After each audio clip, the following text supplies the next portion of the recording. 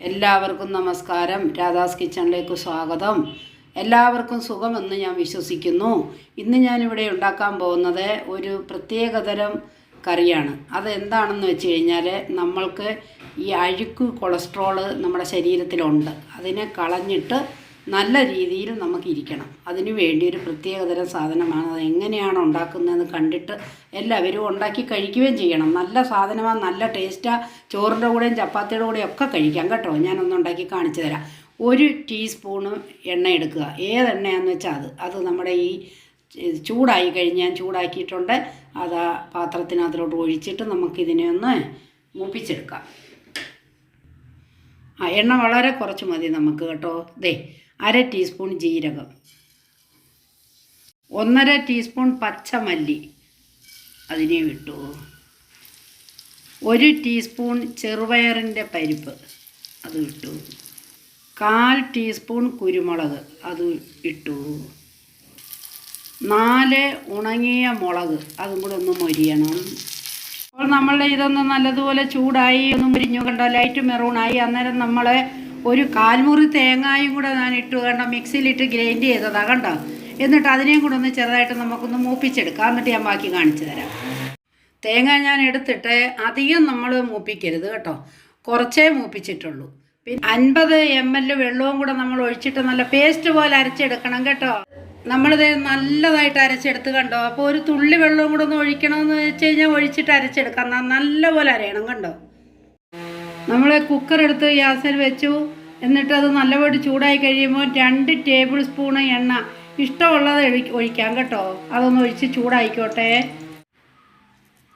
എണ്ണ നന്നായിട്ട് ചൂടായത് 1/2 ടീസ്പൂണ് കടുക് കണ്ടോ, അതിനെ എന്നിട്ട് നമുക്ക് പൊട്ടിക്കാം.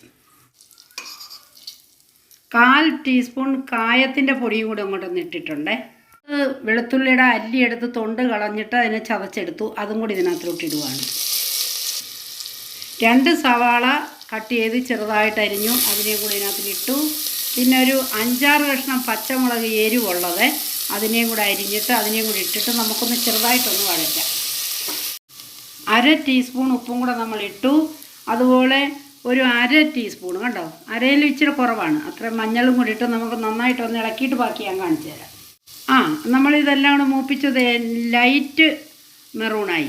അത് കഴിയുമ്പോൾ നമ്മൾ 2 നല്ല തക്കാളി എടുത്ത് പൊടിയായിട്ട് അരിഞ്ഞത് അതും കൂടി ഇട്ട് നമുക്കൊന്ന് ഇളക്കി ചേർത്തിട്ട് 1 പിടി കരിവേപ്പില കഴുകിയെടുത്തിട്ട് അതും കൂടെ നമ്മളൊന്ന് ഇട്ടിട്ട് 1/2 ടീസ്പൂണ് ഗരം മസാലയുടെ പൊടി ഇതേണ്ട നമ്മൾ അരച്ച് വെച്ചല്ലോ തേങ്ങയൊക്കെ കൂടെ, അതിനെ നമുക്കിതിനകത്തോട്ട് ഒഴിച്ച് നമുക്കൊന്ന് ഇളക്കിയെടുക്കാം. ഞാൻ ഈ മസാല എല്ലാം ഒന്ന് ചെക്ക് നോക്കിയായിരുന്നു. അപ്പോൾ ഒരു പൊടിക്ക് ഉപ്പ് കുറവുണ്ടായിരുന്നു, ഞാൻ അതിനെ ഇട്ടു പൂർത്തീകരിച്ചു. അതിന് ശേഷം 250 ഗ്രാം കടലപ്പരിപ്പിനെ എടുത്തിട്ട് അരമണിക്കൂർ വെള്ളത്തിലിട്ട് അതിനെ ഒന്ന് കുതിർത്തു വന്നിട്ട് വെള്ളം എടുത്ത് കളഞ്ഞും വെച്ചാൽ പരിപ്പും കൂടി ഇതിനകത്ത് ഇടുവാണ്. അപ്പം നമ്മളെ ഈ ക്യാബേജ് എന്ന് പറയുന്നതുണ്ടല്ലോ, അതിനെ നമ്മൾ ഒരു 1/4 കിലോയെങ്കിലും ഉണ്ട് കേട്ടോ. അതിനെ നല്ല പൊടിയായിട്ട് അരിഞ്ഞിട്ട് അതിനെയും കൂടെ കൂട്ടി ചേർത്തിട്ട് നമ്മളൊന്ന് ഇളക്കി ഞാനിപ്പോൾ കാണിക്കുവാണ്. കാരണം ഈ സാധനമാണ് നമ്മളുടെ ചീത്ത കൊളസ്ട്രോളിനെ മാറ്റിയെടുക്കാനുള്ള കഴിവ് നമ്മളുടെ ഈ ക്യാബേജിനുണ്ട്. ഇതും പരിപ്പും കൂടെ ഒന്ന് വേവണ്ടേ, അതിന് വേണ്ടി നമ്മൾ നന്നായിട്ട് ഇളക്കിയിട്ട് ഒരു 250 വെള്ളമെങ്കിലും 250-300 അത്രയും വെള്ളമെങ്കിലും നമ്മൾ ഒഴിച്ചിട്ട് ഇങ്ങനെ കൂട്ടി ചേർത്ത് കണ്ടോ. കാരണം ഇതെല്ലാം ഒന്ന് വെന്ത് നല്ലപോലെ ആവണം. കുക്കറിൽ ഞാൻ എല്ലാ സാധനങ്ങളും കൂടി ഇട്ടിട്ട് അടച്ച് വെച്ചു. ഒരു 3 വിസിൽ കേട്ട് കഴിയുമ്പോൾ നമുക്ക് ഓഫ് ചെയ്യണം. മീഡിയത്തിലേ ഇടാവൂ, ഹൈയിലിടരുത് കേട്ടോ. അപ്പോൾ നമ്മളുടെ കറി റെഡിയായി കണ്ടോ. അപ്പോൾ ഇതേപോലെ തന്നെ ഇരിക്കണം. പരിപ്പ് കണ്ടോ, ഇങ്ങനെ വെന്തങ്ങ് കലങ്ങരുത് കണ്ടോ. ഇങ്ങനെ തന്നെ ഇരിക്കണം. ചോറിനും ചപ്പാത്തിക്കും ഒക്കെ കഴിക്കാം കേട്ടോ.